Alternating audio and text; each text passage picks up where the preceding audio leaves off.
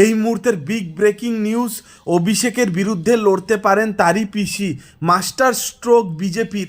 আসন্ন লোকসভা নির্বাচন, সম্প্রতি 2024 লোকসভা ভোটের দিনক্ষণও ঘোষণা করে দিয়েছে জাতীয় নির্বাচন কমিশন। 19 এপ্রিল থেকে শুরু হচ্ছে ভোটদান প্রক্রিয়া। ইতিমধ্যেই বাংলায় 42 আসনে প্রার্থীর তালিকা ঘোষণা করে দিয়েছে শাসক দল তৃণমূল কংগ্রেস।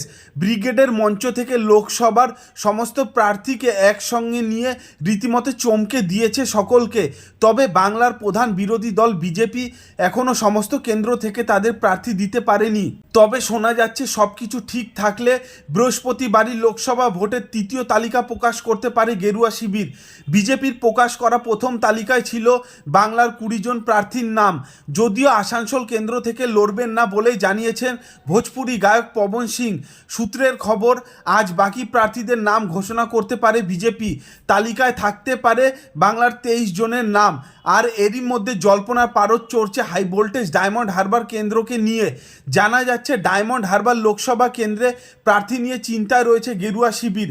এখানেই সেখানকার সাংসদ অভিষেক 24-এর লোকসভা নির্বাচনেও তিনি ওই কেন্দ্র থেকে দাঁড়াচ্ছেন।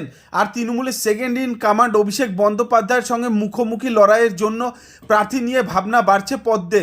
সূত্রের খবর, ডায়মন্ড হারবার কেন্দ্রে বিজেপির ভরসার জায়গা হতে পারে একদা মমতার ছায়াসঙ্গী সোনালী গুহ। অভিষেক তাকে পিসি বলেই সম্বোধন করতেন। সূত্রের খবর, অভিষেক বন্দ্যোপাধ্যায়ের বিরুদ্ধে প্রার্থী করার জন্য ইতিমধ্যেই প্রস্তাব দেওয়া হয়েছে সোনালী দেবীকে। সব কিছু ঠিক থাকলে ডায়মন্ড হারবার থেকে অভিষেকের বিরুদ্ধে দাঁড়াবেন 3 বারের প্রাক্তন তৃণমূল বিধায়ক সোনালী গুহ।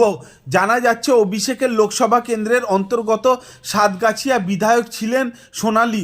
বিজেপিতে যোগদানের পর গত বছর বিজেপির মহিলা মোর্চার রাজ্য কমিটির সদস্য করা হয়েছে তাকে। অভিষেক গড় ডায়মন্ড হারবারের দায়িত্বই রয়েছে তার কাঁধে।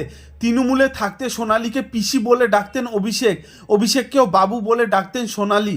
এবার সেই সোনালী ভোট যুদ্ধে অভিষেকের মুখোমুখি হতে পারেন।